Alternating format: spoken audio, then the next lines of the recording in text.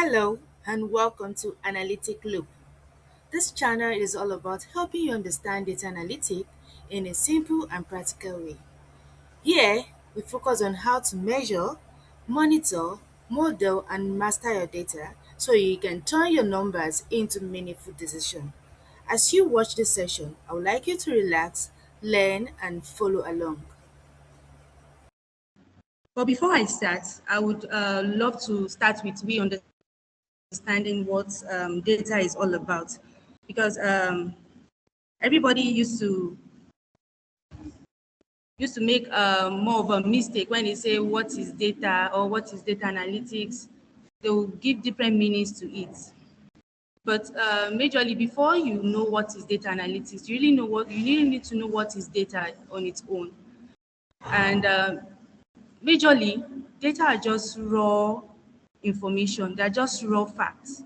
They're not yet processed. Let me give an example to this. Like, for example, I ask, what is your name? You just tell me Zainab. Yes, that is just data. You just collect that this person is Zainab.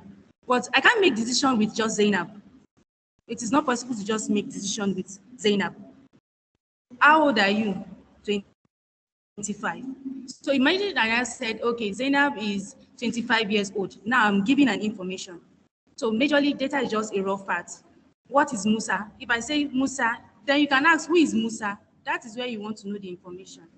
So if I say I made 80,000 today, yes, you made 80,000 today. Out of where? So that is where the major concept comes in. So we should really understand that data are different from information. So from what we have here, we said that data refers to raw facts and figures that have not been processed or analyzed. We've not done anything on it. They're just raw facts. And I would beg all of us to really understand what data is, because you might be in an interview any day and they ask you, can you differentiate between data and information? So it is very, very important. I can see somebody raising their hand. So please, can you confirm who is raising their hands? I saw someone raising their hands up. Rachel has been raising her hands all this while, and I've asked several. Rachel, are you with us? Are you having issues? Can't you hear me? Hello, Rachel. Okay, so let's move ahead. So this will take us to we understanding what are the forms or what are the types of raw data we have. We have qualitative data and we have quantitative data.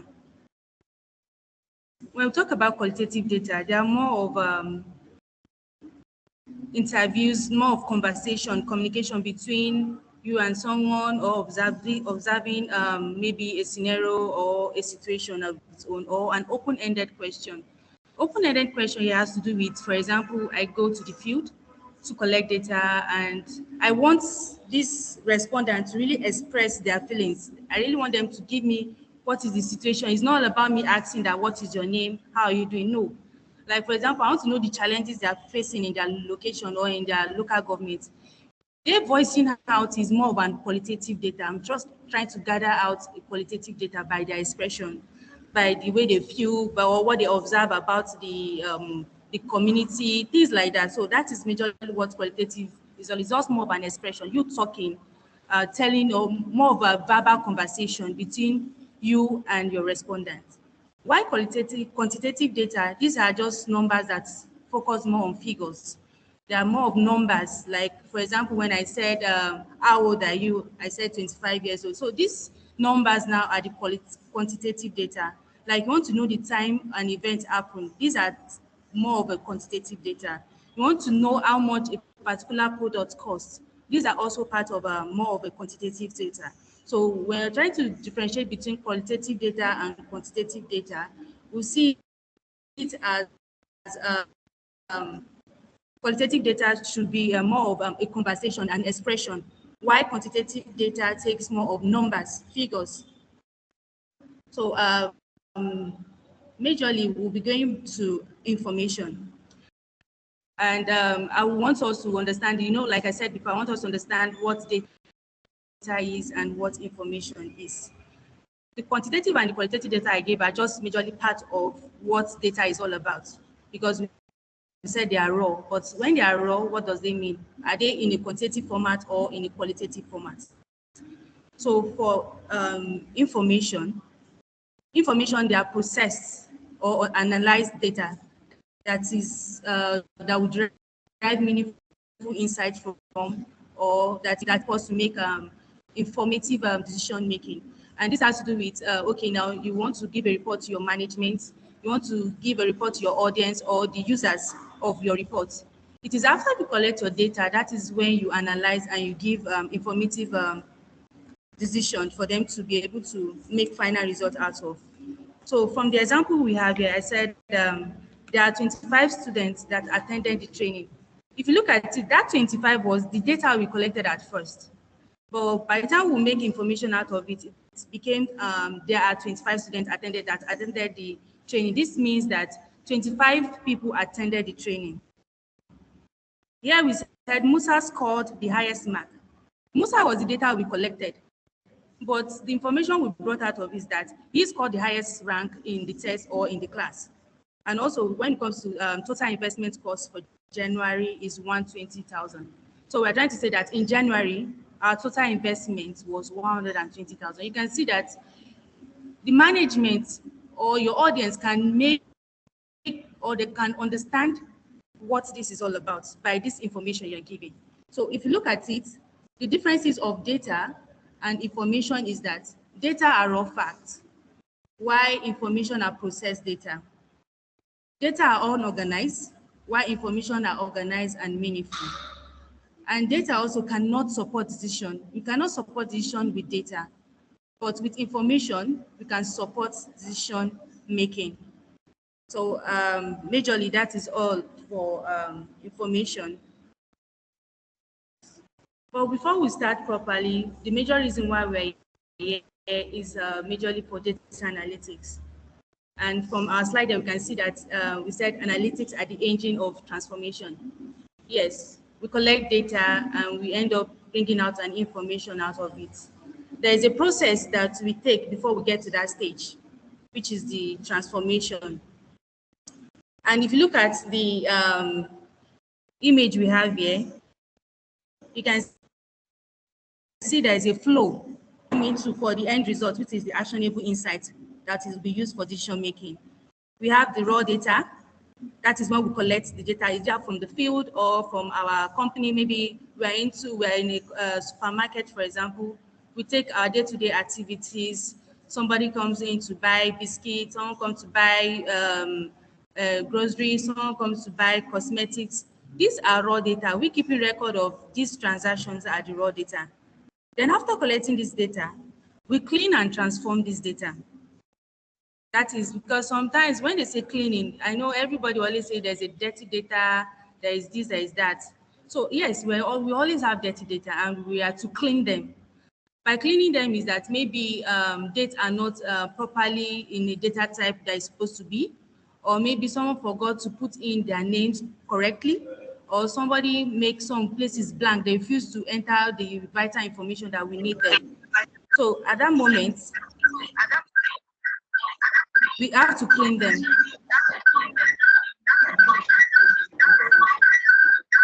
Sorry, please.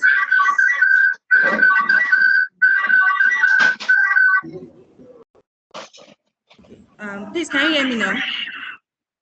I'm having, okay.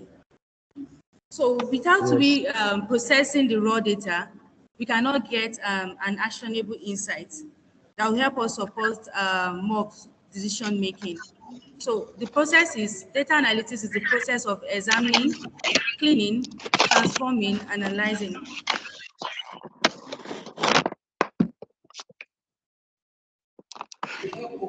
Yes, I'm coming. I'm still having echo of myself. I'm coming. Let me confirm that.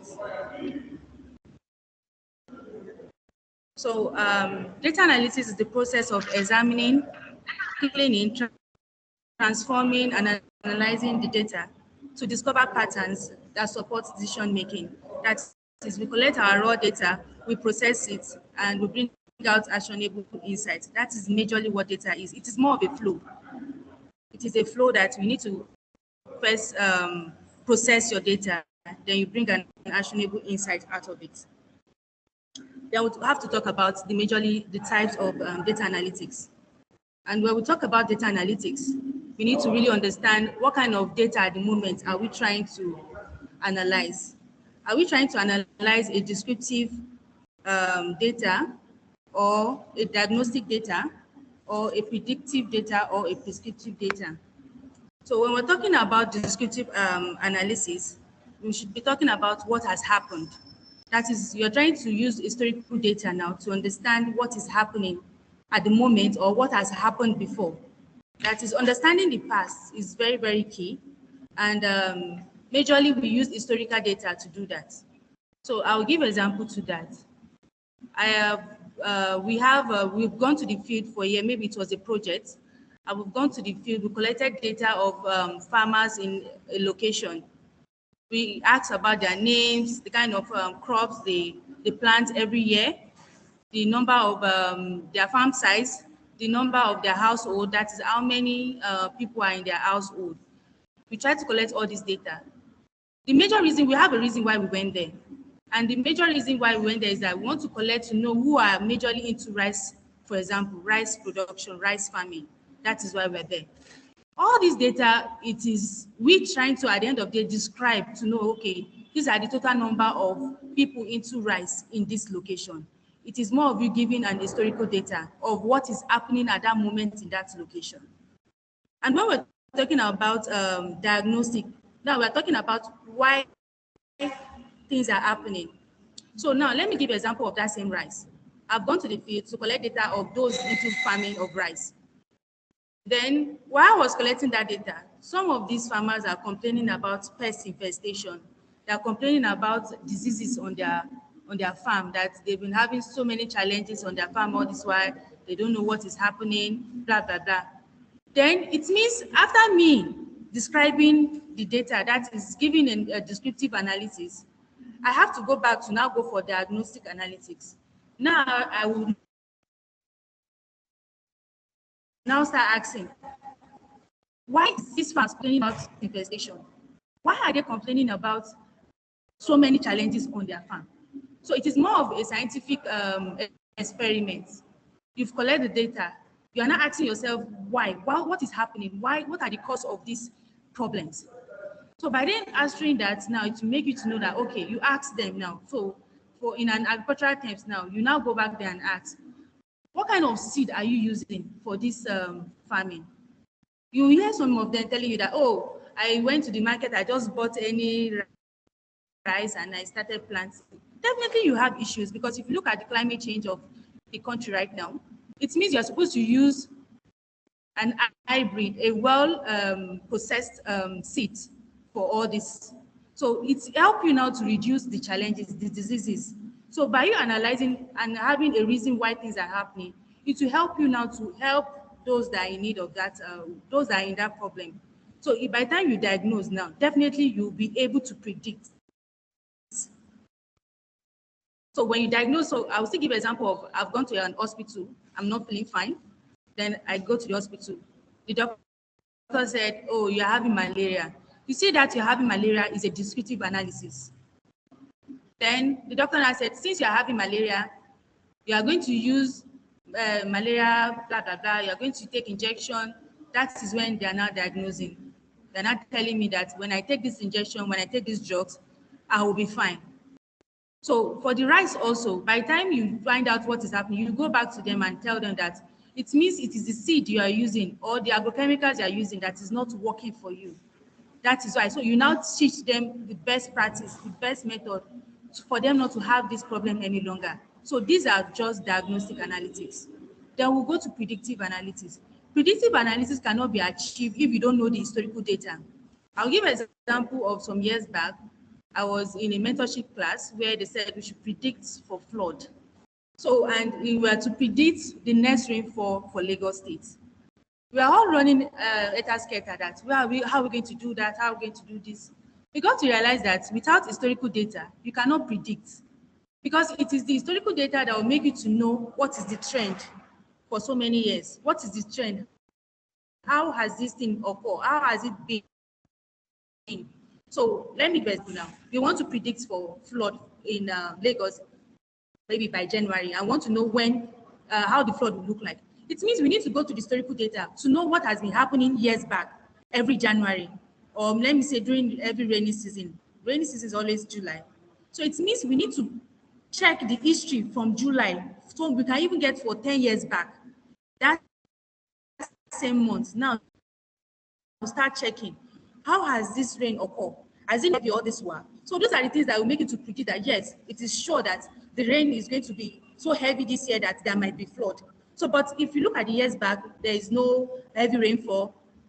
It is very, very possible that there might not be flood.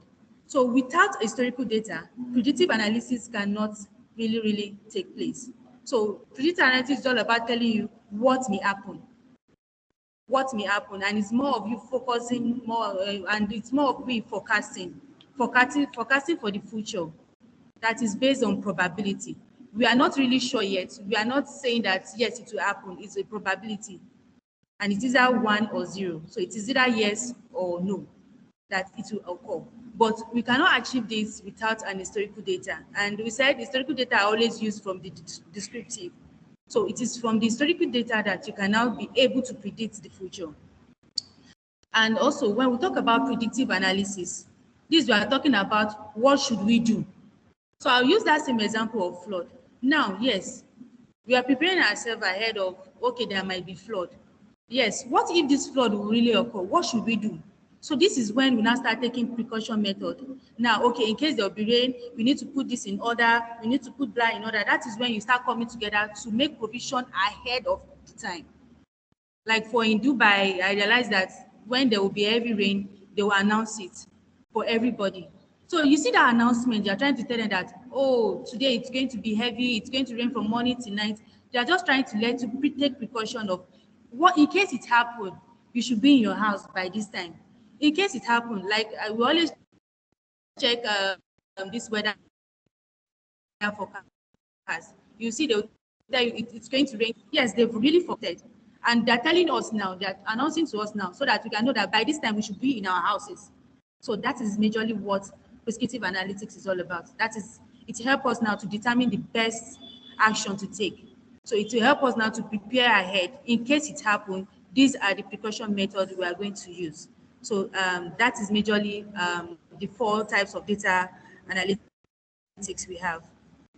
And when we want to analyze data, we have different tools for analytics. We have different, even them, if you look at my screen, I only gave few. We have more than this.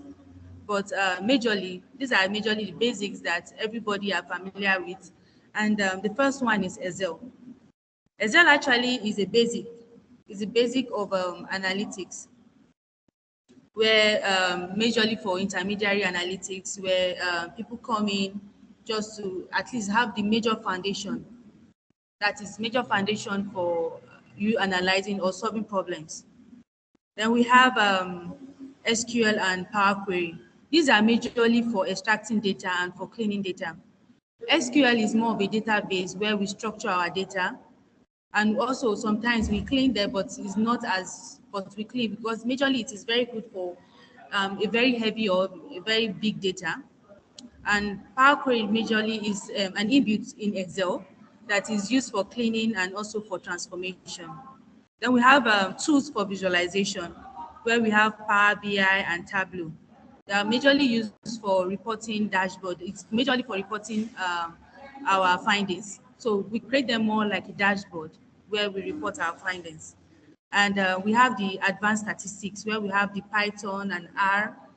We have SPSS and Stata. So when we look at Python and R, they are more of a programming language that is used for advanced analytics. And for SPSS and Stata, they are more of a software for rigorous statistic analysis. They are so much, it helps for majorly for research analytics, for example. They are very, very good for that. And when we talked about Power BI and Tableau, they are majorly specialized for visualization and reporting. And when we talk about Excel, like I said before, that they are majorly for intermediate analytics. Data cannot be achieved if you don't go through the process. There is process we need to follow that are very, very key, that are very, very important. I have lots of people that they'll tell you that I've learned data for a while now, but anytime I get a project, I don't know where to start from. I don't know what I should analyze. I don't know where I should bring insights from. I want to tell every one of us here that when you are into data or you want to analyze data, the first thing you should ask yourself is, what do they really want to see in this data? What kind of information would my viewers want to see, or my audience want to see, or my management want to see, or my stakeholders want to see? If you can ask yourself that question, it will help a lot. I'll give an example of projects. I believe every one of us here have gone through project writing in school. I believe some of us here are still in school presently. So I will use chapter 1, 3, 4, and 5 to explain this. So I remembered, and I'm very sure that chapter 1 is all about you knowing your problem, then your objective first, then you know your problem, you know your hypothesis. You see that you knowing your problem is you defining that question. So imagine they give you a data now that analyze this for us. The first thing you should know that what is the problem of this data? What do they want to see? If you can define it, then you are good to go. So now for a supermarket, for example, a supermarket already know their problem. They've defined it that I want to take my day-to-day activities. I want to see what is happening. They want to know what is happening day to day. Every transaction they make for that day is they defining their question. So for students in a school now that want to go into research, the first of all is you should know your problems. By the time you know your problem, when you get to chapter 3, after all your sample size, your method of the method for you to collect your data, blah blah blah, the next thing you do is questionnaire. You set up a questionnaire. This is still part of you defining the question. By you setting up a question, it will help you not to derail from your purpose or from the purpose of the project. Because definitely when you're trying to design your questionnaire, you always go back to chapter 1 where you have your problem, or is it your problems, your statement of problem. I believe that is what we call it, statement of problem. It will help you now to go back to it. And even also when you have your hypothesis, where you want to know if there's a significant differences between A and B, these two things are the key for you to now design your questionnaire, because you want to ask questions based on that problem you are trying to solve. So that is just all about defining the question. You answering, not derailing, but based on the objective of the project. You now asking questions based on that project. Imagine I want to go into a project that we want to know the level of suffering in an economy. I traveled last year around November to 5 different states. I went to Oyo, Osun, Niger, Benue, and the rest. I saw a lot of things there, and the major reason why we are on that feed for that data collection was on Nigeria rural economy. We want to know the way people are suffering. We want to know if people are really fine. We want to know if the situation of the country is not really affecting people. I won't lie to you. I got there and I learned a lot. I got to realize that there are so many things that we don't even know is really happening everywhere in the world. So it is by the objective we're able to now define the questions, that we want to know the number of people in their house. We want to know the kind of occupation they are into. We want to know if their children are really going to school. We want to know if there is hospitals in their location. Is there water? Things like that. This question definitely will answer the question of Nigeria rural economy. It will help us to know what people are really suffering in, what are really are people facing in the rural areas. All these things are still part of you defining your questions. Then, by the time we define these questions, we'll draft out questions that will be needed. Then we'll go out to collect the data. If it is more of a feed now, definitely after you define, you start collecting the data. But if in a situation that it is a supermarket, for example, it's more of you've defined it. So by the time I come to your desk as a attender of what do we call these people that attend to us in supermarkets? like attendant or cashier. By the time I go there, I bring in my phone that, okay, I bought phone. You entering, oh, you bought so type of phone and the amount, you're already collecting that data. That is where collection of raw data comes in. Then after everything, we will now clean the data. We clean it in case there is error, in case they're not in the right format, in case we forgot to put dates. These are the type of cleaning we mean. It's not all about the data is very, very dirty, but that this minor omission that we might face in our data or might see in our data. This is when we clean them. Then we analyze the data. That is when we now process the data. Then we bring out results. By the time we're analyzing the data, we're already giving out information. We're already bringing out information. It is now processed. It is now well structured. There is an information that is really deriving, that is yet now derived from the analyzed data. Then we present our results. That is, we present our findings. So imagine you've gone out to take response from your questionnaire. Then you go to chapter 4. That is when you start analyzing the data. You tell us the number of male, you disaggregate them by the male, by the female, by their age group, things like that. That is when you are analyzing the data. And after everything, we go to chapter 5 where we present our results. That is where we have result of findings, and that is where we make conclusions and recommendations. So that is just the flow. We've been doing this all this while. Every one of us here have been doing this thing. We do it almost every day, but we don't know that we have been doing it. So that is just about data analytics process. So this will take us to majorly the end of our presentation about the basics of data analytics. And I want us to know that there's a roadmap to these sessions or to this class.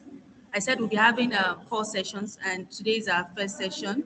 We're having 3 sessions left.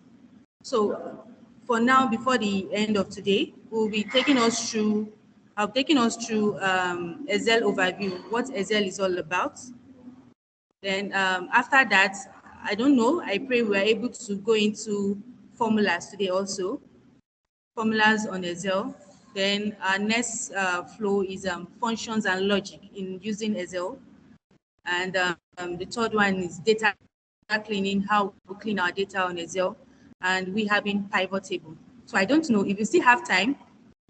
We might have a dashboard creation for this session, but I'm not promising that because I only have 4 sessions with us. So, but in case we try and finish off early, we'll be having a session for dashboard maybe on our last day. But for now, this is the flow for the class. So thank you for listening, and I would like to ask maybe one or two of us that will be having a question. Any question from anybody, you can raise your hand. Why we pick one after the other for any questions so far based on the presentation. Thank you.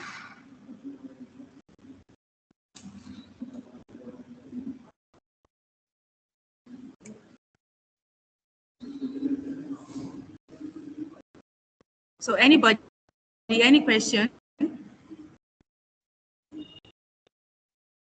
Hello. Please, can you confirm if you can hear me? I'm hearing you, ma. You, ma. Understood, ma. Yes, we are hearing. Yes, ma. We can hear you. So I'm asking any questions so far based on our presentation.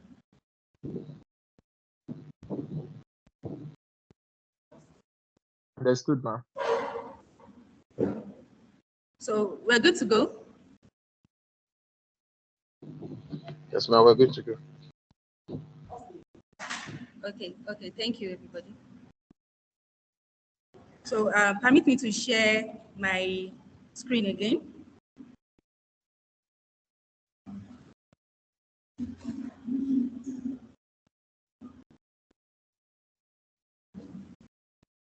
So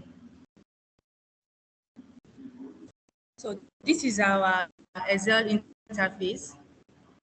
And majorly, I'll say that Excel is a spreadsheet that is used to store, organize, analyze, and visualize our data, whereby we use tables, formulas, and charts.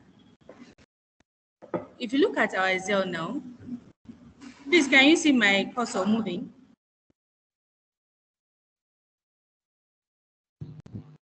Yes, ma'am. very clear. Yes, very Hello? clear.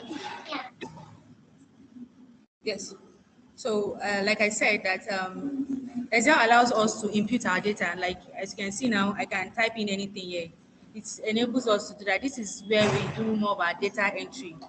Sometimes, even though we have a tool that we use to collect data, we end up downloading this data and making use of it on the Excel or importing it directly into the Excel. So if you look at this interface, this place over here at the Home tab, where we have a lot of things going on here, but one after the other, we'll be picking one or two that will be needed there. But my major focus is we understanding the spreadsheet. So this is the spreadsheet here, where we have these boxes. This box over here, that is the spreadsheet. And I will click on this A now. You see this place I'm clicking on is more of the column. Please, can we unmute? There's some noises on the background. Please, can we unmute? So I won't distract the class. So if you look at where I highlighted now, this is more of the column. That is, the column is more of the vertical lines. Please, somebody is disturbing us over here. Please, can we mute?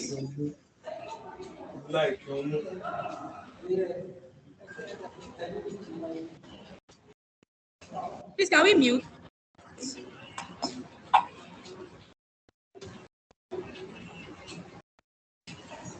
I'm coming. Let me mute this person. No. Second. Where's this noise coming?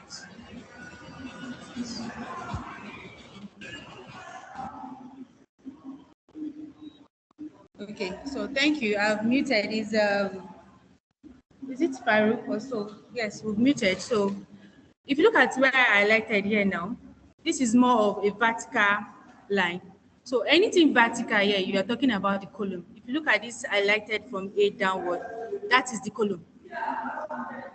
And when we look at where I highlighted now, that is the horizontal part, that is the row. That is majorly the row. And when we click on this particular cell, because we have, I said we have the column, the rows, and this I'm clicking on now is the cell. But I will explain deeply what this cell is all about. The cell is the intersection between row and columns. And I will explain that. If you look at this cell that I click on now, you can see that this C over here is highlighted. And this 4 over here is highlighted.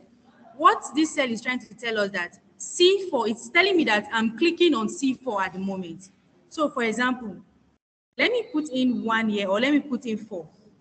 Then I click on equals to C4. Definitely it will return 4. It's like me calling this cell out that return what is on that cell back to me. So that is what it means.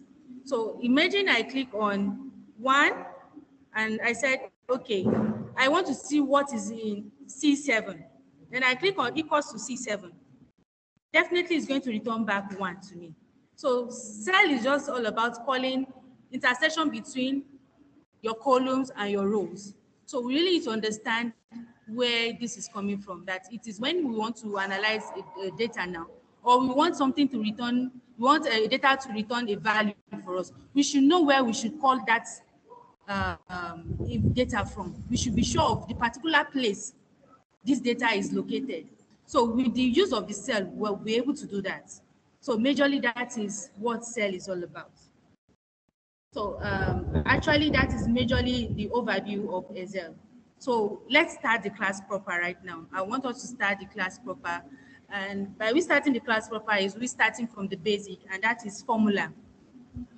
Every one of us here, we are familiar with mathematics. We've been doing mathematics from our 1 to 3 years old. That is where we learn 1, 2, 3. Before you know, we start learning 1 plus 1, 2 plus 2, 3 times 1. These are majorly arithmetical, mathematical operations. So I'll still give example to this one here. Imagine I put in 1 here, then I put another 1 here. Then I said equals to this, then plus this same 1 here. Then I click on enter. Definitely it's going to give me 2. Those are formulas. Our normal mathematical terms that we make use of, that's me saying 2 times 2. It is easy. It's just for you to know where the cell A is and cell B is, and you times it together. It works fine. But these are just majorly what the user is doing on their own. It is majorly expressed by the user itself, like me now trying to use Excel now to do just simple mathematics. But we have some inbuilt functions also in Excel. Instead of me saying 1 plus 1, I can decide to just use formulas to do that. The reason I'm able to just do 1 plus 1 is because it's just a small data. But in the station, I have like 1,000 rows. Will I be doing 1 plus 1 plus 1? No. We can just call out a function on Excel and it will do all these calculations for us. So I'll be making use of one of my data here. I got it from Cargo. And this is more of Mercedes-Benz sales transaction from 2020 to 2025. So if you look at this data, we have a model, we have year, we have region, we have color, we have base price, we have horsepower, we have sales volume, we have turbo. So we have turbo. So these are majorly record collected in a store, majorly on Mercedes-Benz sales. So now I want to add up this where we have this base price. It's a USD. All these values here are majorly USD. But let's say it's in Naira. And I want to sum this up. And I don't want to do 1 plus 1 plus 1. So the major thing I can do is to sum it up. So for formulas, we have, for functions, sorry, we have a lot. So I'll be taking us through sum, average, max, count A, majorly. Because under functions, we have functions, we have the basic calculations. And these are categorized under basic calculation. That is the sum, the average, the max, and thereabout. So let's say I want to sum up for column F, which is the base price. I can just do equals to, then I'll call on sum. And sorry, before I proceed, anything you want to do on Excel, please always start with equals to, as far as you want to do some mini calculation, irrespective of any formulas, any functions you want to do, you should always start with equals to. If you don't start with equals to, you have error. Let me give an example with that same 1 and 2. Now imagine I have 1 and I have another 1 on this cell, and I start with this, then I said 1 plus 1. You see, it's not going to give me anything. It's not going to return 2. But if I start with equals to, definitely it's going to give me an answer. So that is the major thing. Anytime you are trying to start anything on Excel based on calculation, you should always start with equals to. So let's go back to the major thing, which is the functions. So now I want to sum up column F. Then I'll press equals to. Then I'll call on sum. Sum. So the first thing is asking me that, what do I want to sum? That is number 1. So I can just click on this. Then I'll drag it down. Then I close. But before I close, you can see that it's telling me sum F2 to F1501, because this column has 1,500 columns, rows, sorry. So it's trying to tell me now, I've called it now that you should sum this up. You see the extra 1 that we have under this 1,501 is the column header. And I'll explain that.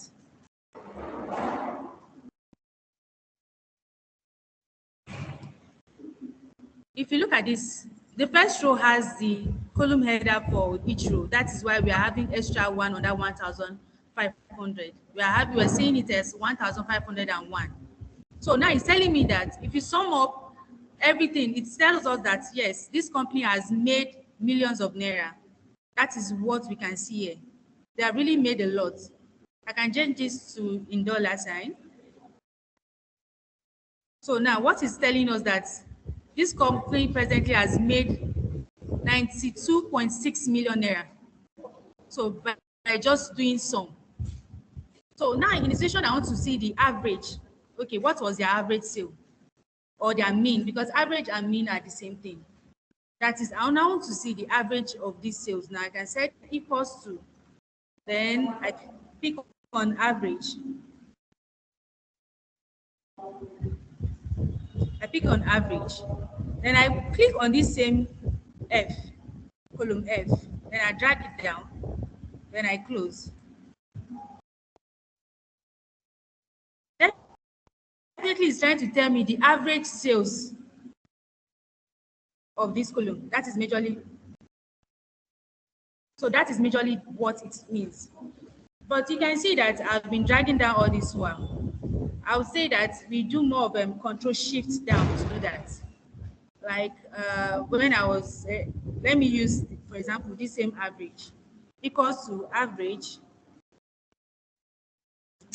In a station that I know the number of rows I have, I can just say F1, F2, from F2, F2. Then, you know, the number of rows we have is 1,501. Then I'll click on F2 again, F, then column 1501. This is manually entered. You can see it highlights itself due to I already know the number of rows we have. Then I close down. It still give me the same thing. But in situation, I don't even know the number of rows we have. I can just say equals to average. Then I click on F2, for example. Then I put my hand on shift, control, then down. So arrow down. So you click on shift, control, then arrow down. It will drag everything at once for you. Then you close. And we still have the same results. So it is of two different methods. In a station, you don't know the numbers of rows you have. Fine, you can do this. You can drag down. But if you know the number, you can decide to just call on the cell. That is from cell F2 to cell F1501. It will still give you the same result. So this is majorly for average. So this is for sum, and this is for average.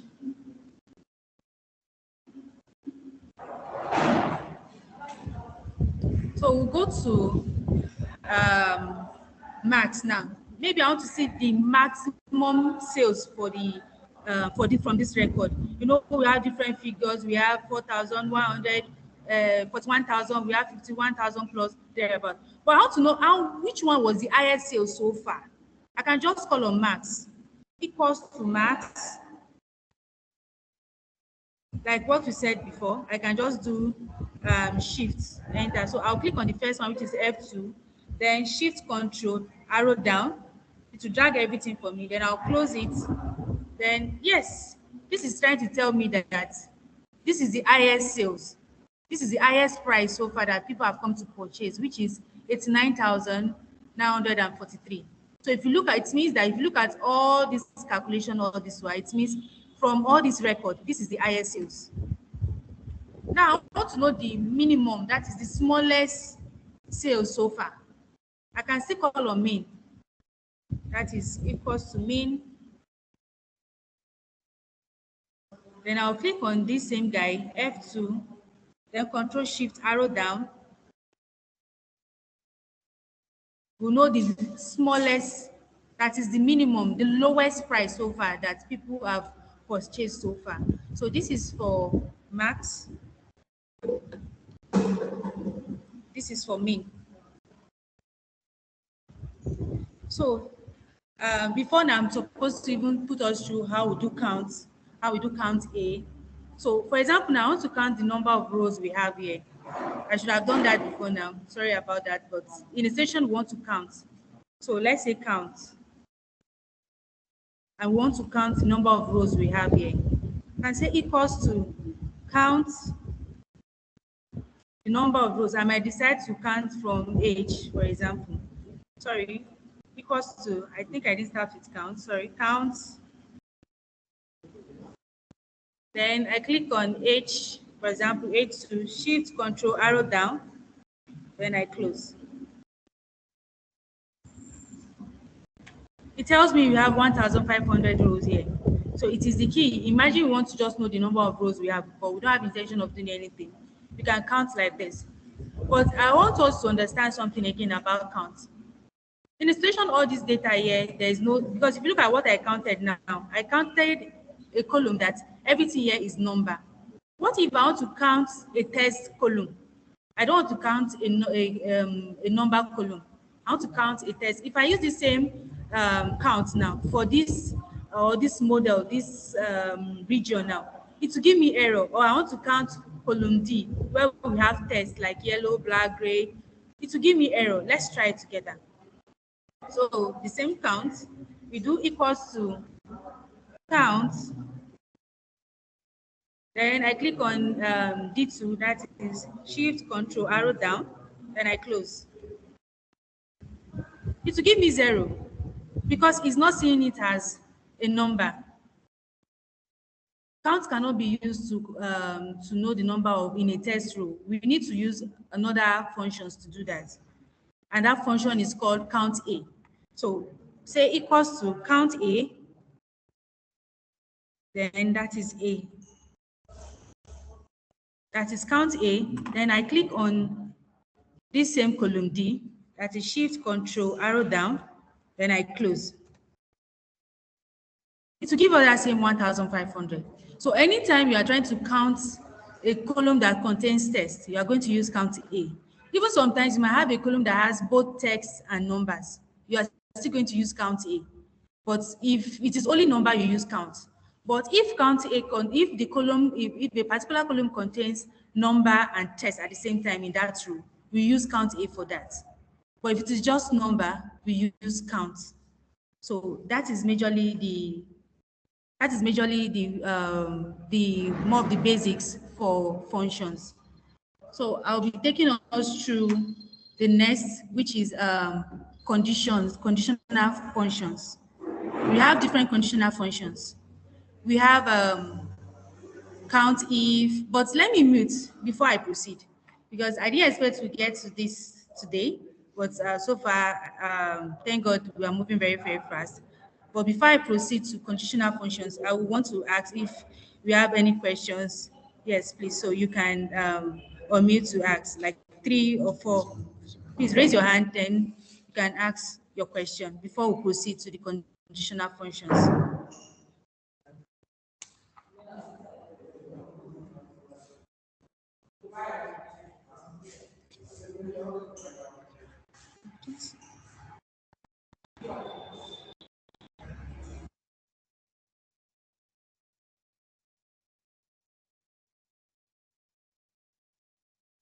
Any question?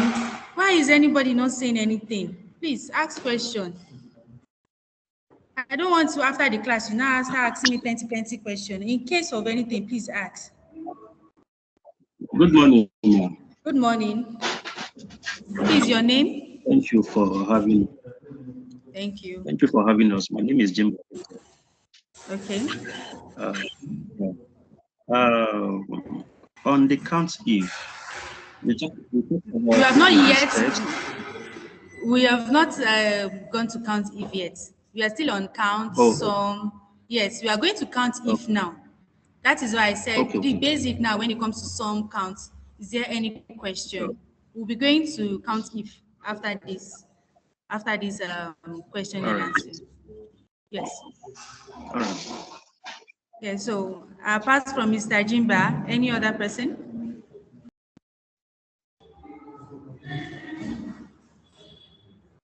Yeah, someone asked if the video will be shared after the session. Yes, we'll be sharing our record then after the session, and also the data we're using for the session. Thank you, Rachel. No question. So should we proceed? Are we good to go? Hello. Good to go. Please, I'm here for you guys. I don't want the question to come late now. I want the question to come now. Yes. So I will take it because when it comes to conditional function, I really want everyone to pay attention. So we really need to understand the basics before we now go to conditional functions. That is why I'm asking if there's any question. Okay. So, hello. So, Yeah, see if someone is talking, please, we can hear you. Can you speak out well? yeah, it's Rachel. I'm just saying that I would have loved to ask you at a point. Okay. I so You said, I'll Rachel, just what wait do you to. say? I'll just wait to Hello? review the video later because at some point I was out of the meeting. Okay, yes, we'll be sharing our recording after the session. All right. So thank you. So let's move ahead to the next, which is conditional functions.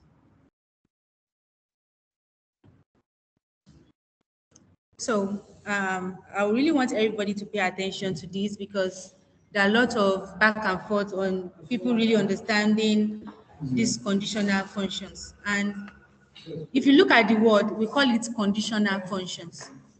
It's more of you giving a condition to something that if you see this, give me this.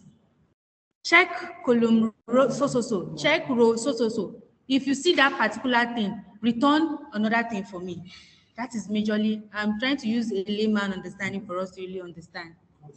So we can have one or more conditions. So condition is all about you now giving it that go to so table for me, go to so row for me, and return another thing for me.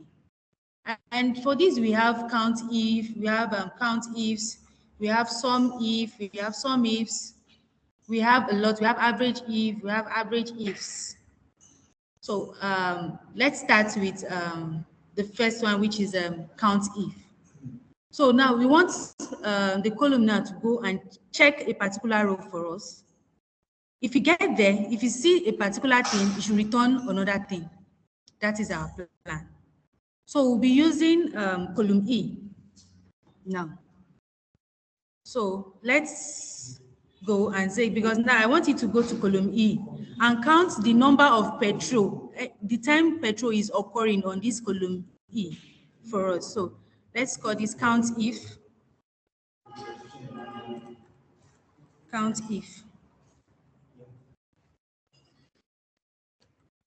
count if. So now say equals to count if, then I click on column E2, then shift control arrow down. Oh, sorry. Let me explain before I do that. If you look at count if, when I click on E1 to E2, the first thing it says is that, let me go back. Immediately I click on count if, it tells me what range, that is from which place to which place should the function count from. Then I said, okay, count from E2. Then I drag it down, that is control shift arrow down, then comma.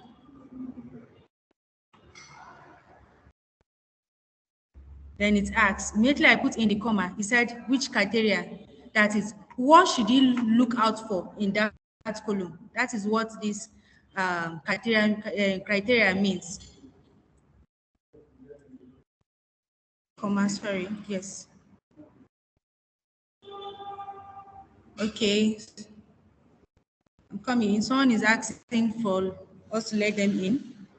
I'm coming. Let me do that. A minute, please.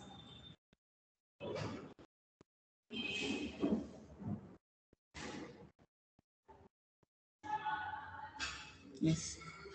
So let's move ahead. A minute, please. So now, if you look at it, we've given the range that it should count from. Now it's telling us what particular in that column should I return or should I count? If I go to column E2 now, what should I count? If you can look at this column E now, we have diesel, we have petrol, we have a lot of things there. It's trying to tell us the fuel type. If you look at the fuel type, we have diesel, we have petrol. So he's trying to tell us now that the car is either using diesel or the car is either using petrol. So now out of this table now, I want to check the number of cars that uses petrol. So, and anytime you want to write test, you must start with an quote mark, the quote sign, that is this one, then press petrol. So go to this row, any rows that has petrol, count the number of occurrence, count the number of cars using petrol. Then I close it, then I close it with another bracket, and I click on enter. So now it's telling me now that in column EO, that is where we have 4 type, out of 1,500, 1,033 are petrol. So it's trying to tell us now that 1,033 uses petrol for the cars that they bought. So that is just a simple example of COUNTIF. And COUNTIF is only used for one condition, just one condition. But what if in a situation that we have 2 conditions? That is, look if it is using petrol and the car is yellow. You understand? How can we do that? That is, you should count if the car is using petrol at the same time is a turbo car, or I don't know, or is using a yellow car, for example. Count it for us. So the best way to do that is we use the function called COUNTIFs. If you look at it, it's having an extra S in the ifs. So we call it COUNTIFs.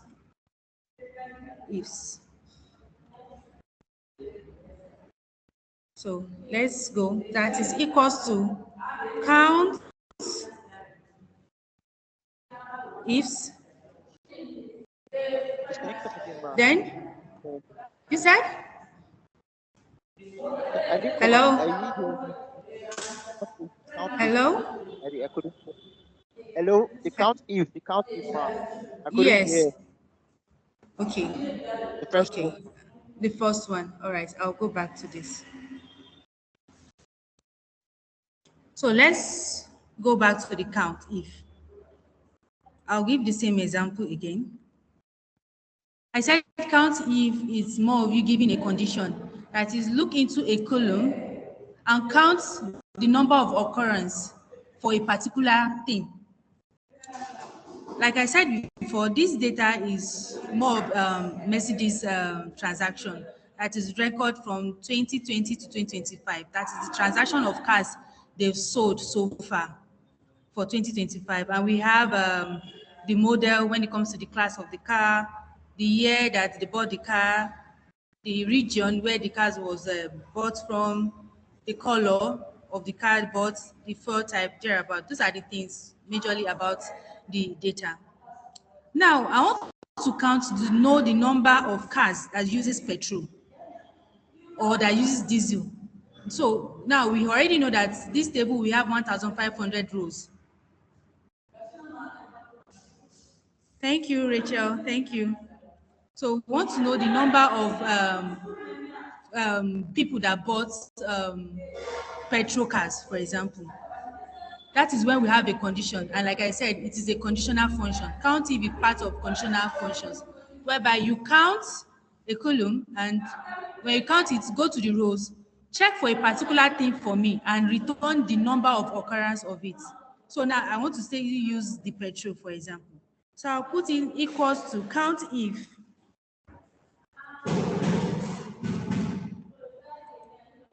COUNTIF, then it's asking of the range. From where to where should I count from? That's the simple explanation of range. From where to where should I count from? So I'm telling it to count from E2. And like I said before, if you want to drag at once, it is E2. Then when you click on the first one, which is E2, you click on Shift Control arrow down. Then you put in comma. So always follow the guide of what your function is telling you. If you look at the function, immediately I put in comma, it asks the next question. What is the criteria? Even if I'm checking these rows for you, what should I check in that row? That is what the criteria is always talking about. So, okay, I want you to count the number of occurrence of petrol for me. And what I said is that when you want to count, when you want to check for tests, we need to use the quote sign. That is, you now click on it, then you type in petrol, your normal typing, just type in petrol. So now what this means is that go to column E for me. Under column E, count how many cars was petrol cars that was sold. How many cars were petrol? You understand? That is major thing. Then I close it with the another bracket. Then I click on enter. So it's trying to tell me now that out of 1,500 cars that was sold, 1,033 of them are petrol cars. That is the simple explanation. So do you get it now? Yes, ma'am. Understood. Okay. Okay, thank you. And the major thing is COUNTIF is only used for just one condition. But in a situation that I have two conditions, definitely I'm not going to use COUNTIF again. I have to use COUNTIFs. If you can see, like what I have here, I had extra S.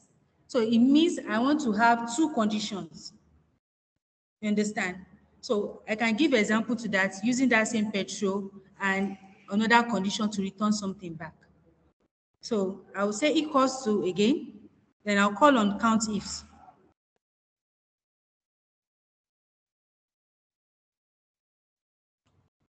So you can see from here, it's telling us criteria range. That is, it's asking for criteria at the same time asking for range at the same time. So now it means I want you to look at the column E and at the same time look at another column for me and return another thing. So I want us to look at the same petrol we used before, and under tubo, it should return if that car is petrol, and the same time under tubo, it is yes. You see now, we have two conditions. You are checking for petrol, at the same time you are checking if it is tubo, and you know, if you look at under tubo, we have yes or we have no. So now I'm giving two conditions. Check if that car is a petrol, and at the same time, if it's a tubo car. That is the two conditions. So I'll say COUNTIF, that same way we did for COUNTIF at first, which is E2, then decide to click on E2, then shift control arrow down, then click on comma, because now it is plenty condition. I want you to look at this, yes. So click on comma, you can see now it's asking for, okay, now I'm looking at E2 to E1501. Okay, what should I look at there? The same way we did for COUNTIF. Now say, look at petrol. So, write petrol. We close it. Then we give another comma. You see now, it's asking me for criteria 2 now. So all this one I've been writing all this for is for just the first condition. Now it's asking for the second condition. So the second condition is that look at column tubo for me. If it is yes, then we'll not say return something else. So now let's go to column tubo, which is column I. So we click on E2, that is I2, then shift control down, like we've been doing since. Then it's asking, what should I check for in that same column again? You understand? So now we'll tell, look at this. You can see it's highlighted now. Fall is highlighted as blue, while the other condition is highlighted as red. It's trying to tell you that we've called out two things at the same time. So now we're telling that if you look at this I, now this column I, return if the car is using petrol at the same time is a turbo car. So we'll now put in yes. So yes here is already answering that yes, this car is a turbo car. So we'll write yes here. Then we close the quotes. Then we close it.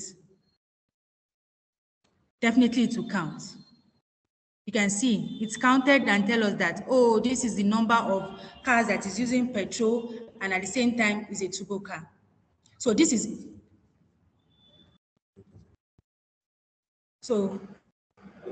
majorly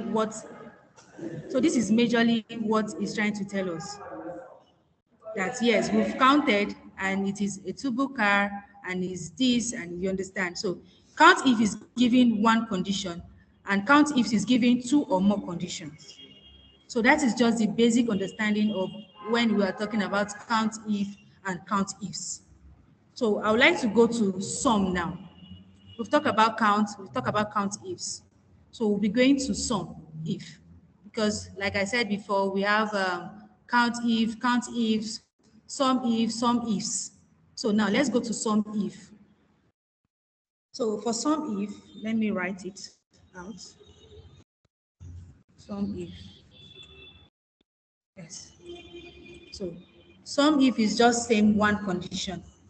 So now I want to sum if you want to know the particular cars that was sold that was petrol, like we'll be using petrol all this while.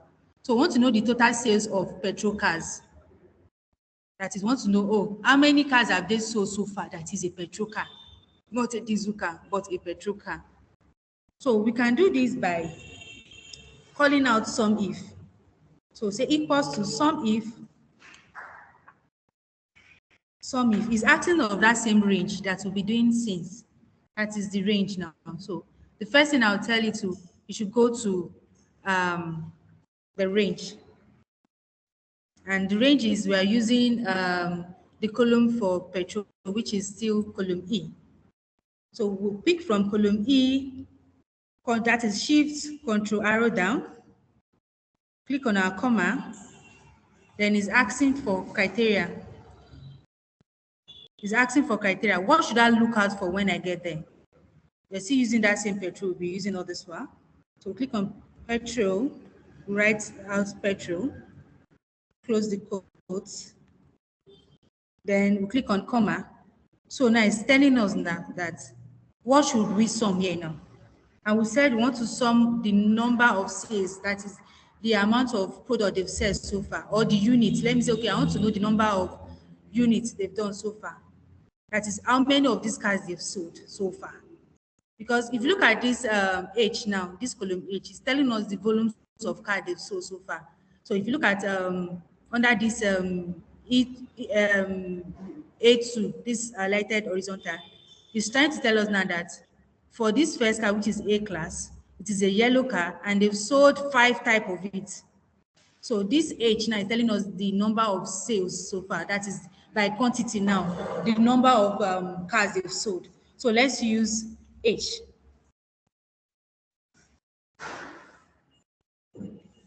So let's use H. So now click on H, column H. That is H2. Then we click on our shift, control arrow down. Then we close. That is, what this means is that for you to sum for me, check if the car is a petrol. Even if it is a petrol now, go and count how many of these petrol cars they have sold. So it is 2 conditions. Count how many of it they have sold. They will click on enter. Yes. So this is trying to tell us now that we have, it means on this table right now, they have sold just 2,975 cars that are petrol cars. That is what it means. And like what I said before, count if is just one condition. So now, based on the condition that, look if this car is a petrol car. Okay, yes, it is a petrol car. Now, go and sum up the total number, the quantity they've sold so far, the units they've sold so far. And it has tell us now that, oh, we have sold so far from 2020 to 2025, we have sold 2,979. That is all about sum if. So now, we'll go to sum ifs. Because like I said, sum if is just more of a one condition. So now we're going to sum ifs where we have 2 or more conditions. So let me give for sum ifs.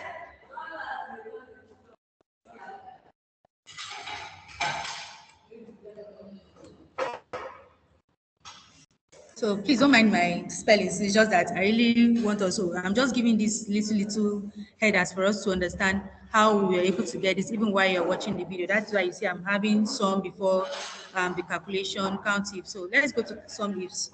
So for us to do that, we said sum ifs is for 2 or 3 conditions. So click on equals to again. Then we call out the function sum ifs.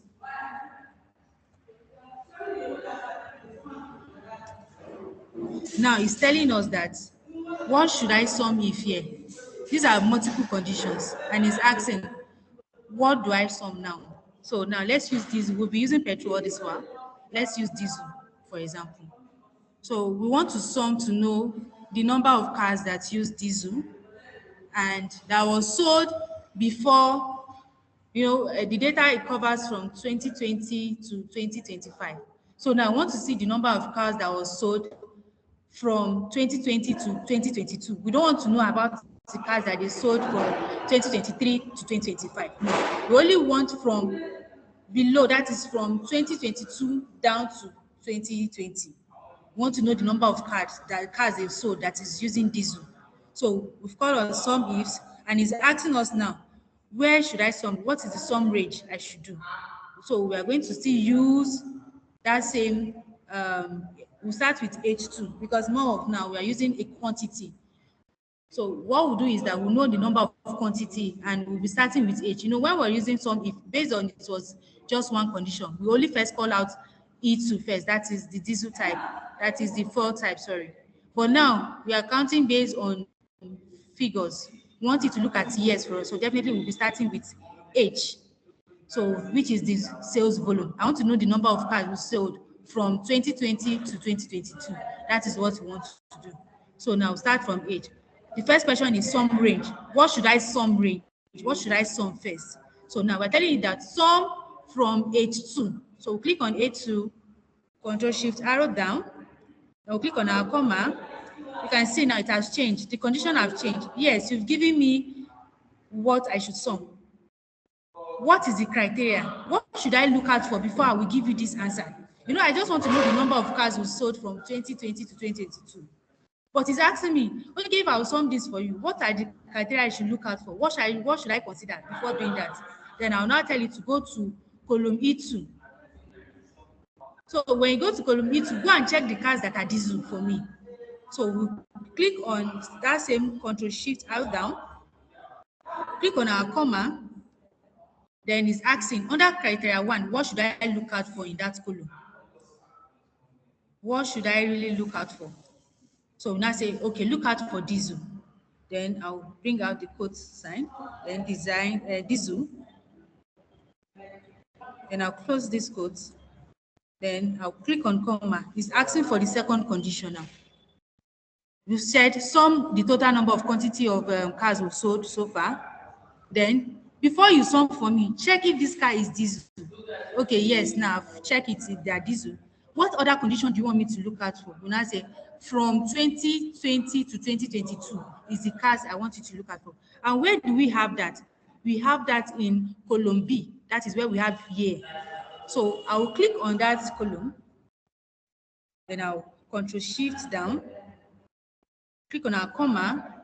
Then it's asking me for the second criteria. Now, you've told me to do this.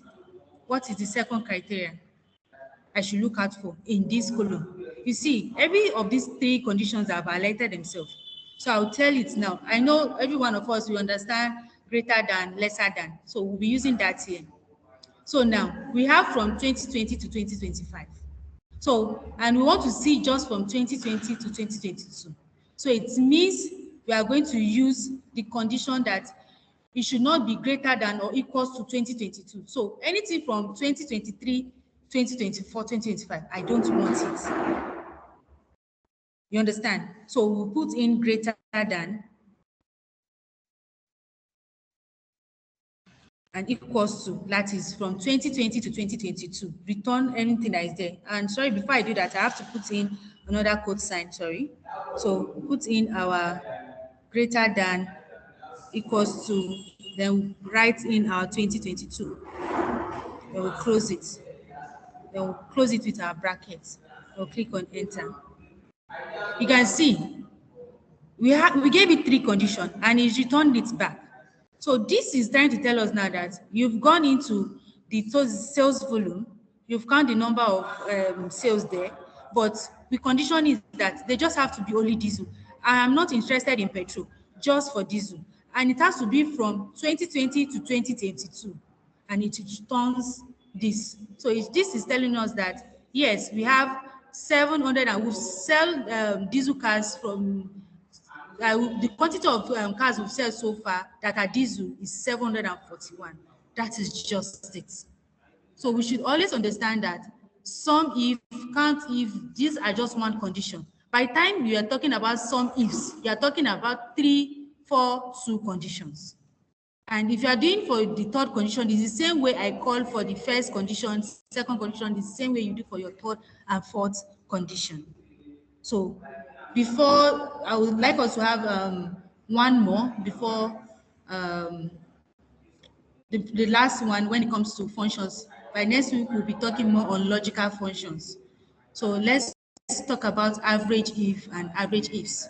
So we'll talk about count if, sum if. So now let's do average if. So average if, let me type it here. Average if. So for average if, we'll be using that same petrol we'll be using. And now we want to know just the average price.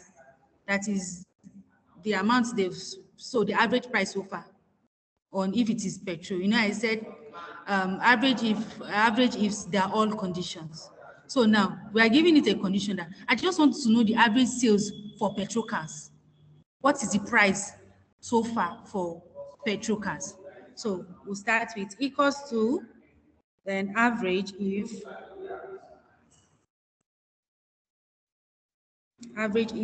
then the first thing is we said you should look at if it is a petrol car.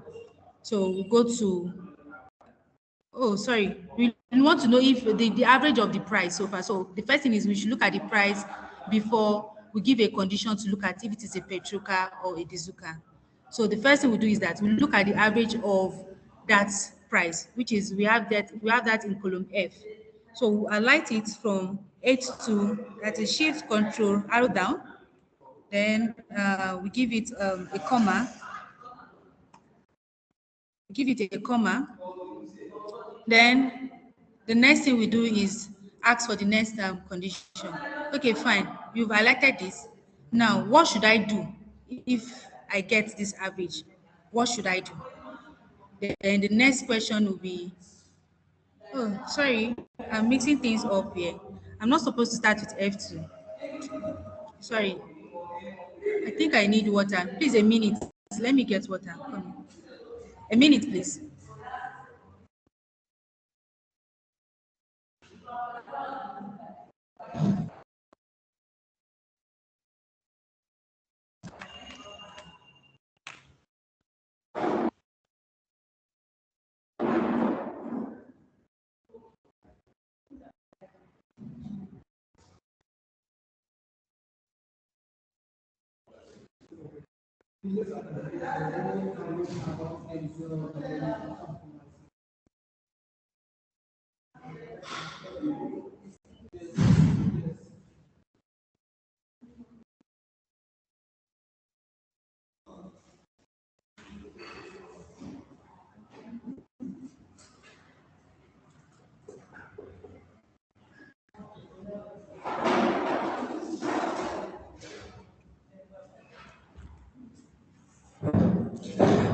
Sorry about that. We're back to the class. So let's start again. So when we're talking about average if, the condition we want to give ourselves is average if. I realized I was making error there. So now I've called on average if, and it's asking that what range should I look at for? And like from our question, we said we want to check the number of cars that are petrol and what is the average price for these petrol cars so far. So now we'll click on E2. Sorry, I made a mistake by calling on F the other time. So call on E2. That is, they'll bring it down. That is shift control arrow down. Then click on our comma. So it is asking, what is the criteria? What should I look out in this column? What is the criteria? I'll bring out the range. What is the criteria? So the criteria is you should check if it is petrol. So now I'll bring up my code sign and petrol. And close it by another comma. Then it's asking, what is the average age? Which column should I bring out the average from? And it's from this price column. So this is where I want to know the price, the average price of the petrol cars they've sold so far. Then I'll click on this and I'll click on I'll close the function. So let's click on enter now. You see, this is trying to tell us now that so far this is the average price for petrol cars. That is just about what this means. It's just trying to tell us that, oh, so far for petrol cars, this is the average price. So now let's go to average ifs.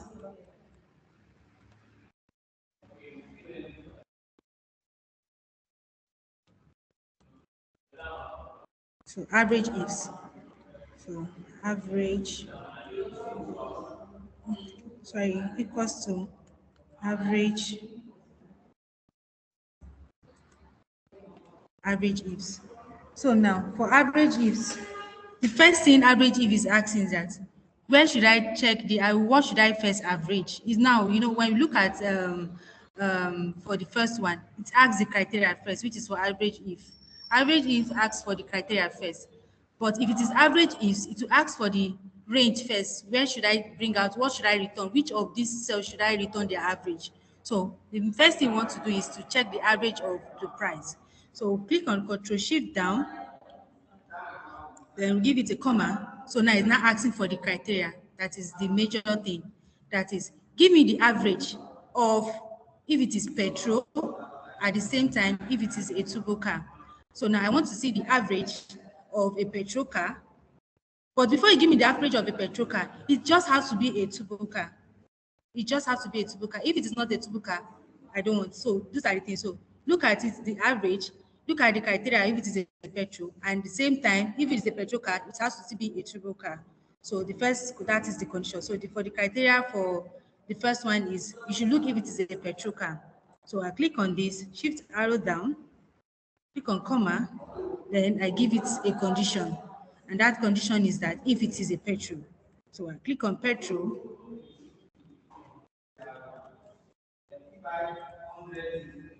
you click on comma, and now it's asking for the second criteria. So now say if it is also a turbo car, so shift control down, comma, then now the condition, it just have to be a turbo car. So it means if it is yes. So I click on yes, then I'll close the quote. Then I'll close it with another bracket. I'll click on enter. So now it is giving me, now you can see that these numbers are different. The average at first was just if it is a petrol car. But when I condition to average ifs, now it's giving us a different thing entirely. So it's giving us now that yes, it is a petrol car at the same time a turbo car. That is why we have this figure. You see that the numbers are different from each other. So that is majorly what conditional functions is all about. We have COUNTIF, we have SUMIF, we have average ifs. So, and that is what I want us to have for today. I won't want us to, because we really overwhelmed ourselves with a lot of session for today. I didn't know that we'll get to this today actually. I thought we'll end up at just our logical functions, our small functions here, where we have the sum, and the max, we have the count A. Those are the basic calculations. I thought we just end at basic calculations today, but thank God we are here. So it means that dashboard I was thinking of not having, we'll be having it. So for today, actually, this is what I have for today for us. Thank you. So any questions so far? Yes, somebody is saying something. Yes, I'm with you. Hello, Hello. ma. Please, This, please, I want us to unmute and raise our hands. Then we'll call on ourselves so it won't be so crowded so that everybody will not be lost. Yes, so please, can you just raise your hands up and we'll call on you for it to unmute and talk. hello, Yes, Farouk, you can speak.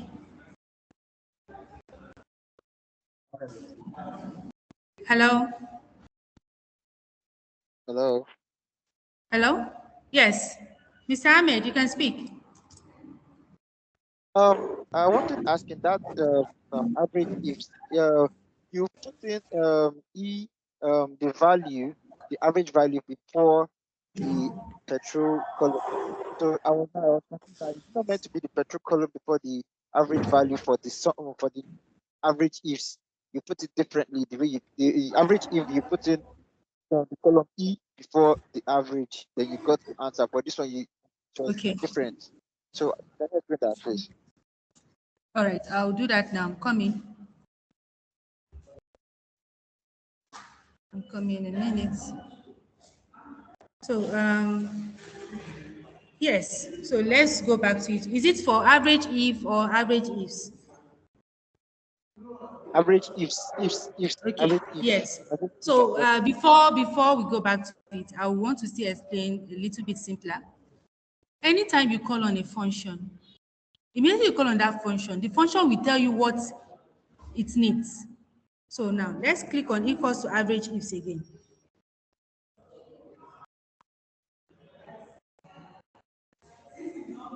So let's click on average ifs again. You see the first question it asks me is that average range. You can see it's not asking me that criteria range. What is asking is average range. So you first of all give it what it wants, then before you continue. So and now I call on average. It's asking me now what should I average for you? Definitely I'm going to start with this F2. That is what it means. It's asking me that based on the conditions of this function, immediately I call on average ifs, it tell me I okay, need the average range. Hello?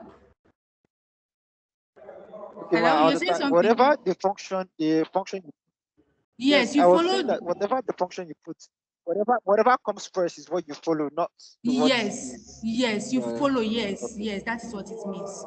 So if you can look at it now, it's telling me that the first thing I should give average ifs is average range. So from which range should I give you average? So we should always follow the guide of what the functions need. Then this will help us now to proceed for it to give us what we want. So are we clear on that? Yeah. Hello? Yes. All right. So Yes, any other ma'am. question? All right, thank you. Yes, please. May I have a question, and thank you for taking us through this. Hello? Yes, I'm with you, Mr. Ahmed. Okay, I understand all of the functions, but I don't know where you are bringing them out from. Okay. The major thing is that anytime you want to, the major thing you should know the function you need to do. That is, for example, if I want to sum now, definitely I know I'm supposed to call on sum. But before you do that, you have to start with equals to. So the functions are inbuilt, like I said. It is formulas that we just our normal mathematical operation that will just do 1 plus 1. But functions are inbuilt. They are part of Excel.